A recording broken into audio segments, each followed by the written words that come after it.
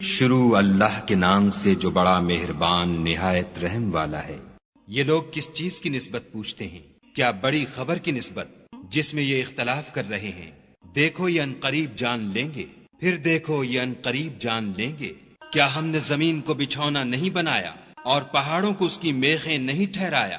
بے شک بنایا اور تم کو جوڑا جوڑا بھی پیدا کیا، اور نیند کو تمہارے لیے موجب آرام بنایا، اور رات کو پردہ مقرر کیا، اور دن کو معاش کا وقت قرار دیا، اور تمہارے اوپر 7 مضبوط آسمان بنائے، اور آفتاب کا روشن چراغ بنایا، اور نچڑتے بادلوں سے موسلا دھار مہ برسایا تاکہ اس سے اناج اور سبزہ پیدا کریں، اور گھنے گھنے باغ۔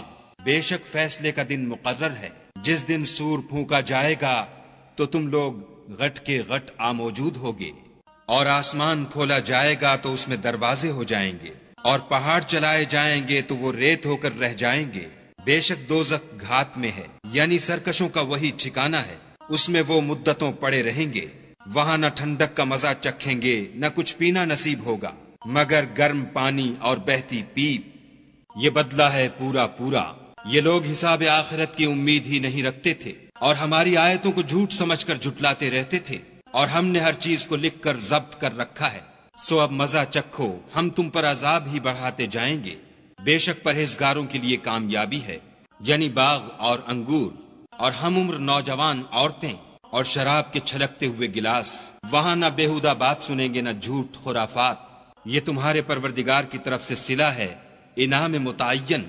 وہ جو آسمانوں اور زمین اور جو ان دونوں میں ہے سب کا مالک ہے، بڑا مہربان، کسی کو اس سے بات کرنے کا یارہ نہ ہوگا۔ جس دن روح الامین اور فرشتے صف باندھ کر کھڑے ہوں گے تو کوئی بول نہ سکے گا مگر جس کو خدائے رحمان اجازت بخشے اور اس نے بات بھی درست کہی ہو۔ یہ دن برحق ہے، بس جو شخص چاہے اپنے پروردگار کے پاس ٹھکانہ بنا لے۔ ہم نے تم کو عذاب سے جو ان قریب آنے والا ہے آگاہ کر دیا ہے، جس دن ہر شخص ان اعمال کو جو اس نے آگے بھیجے ہوں گے دیکھ لے گا، اور کافر کہے گا کہ اے کاش میں مٹی ہوتا۔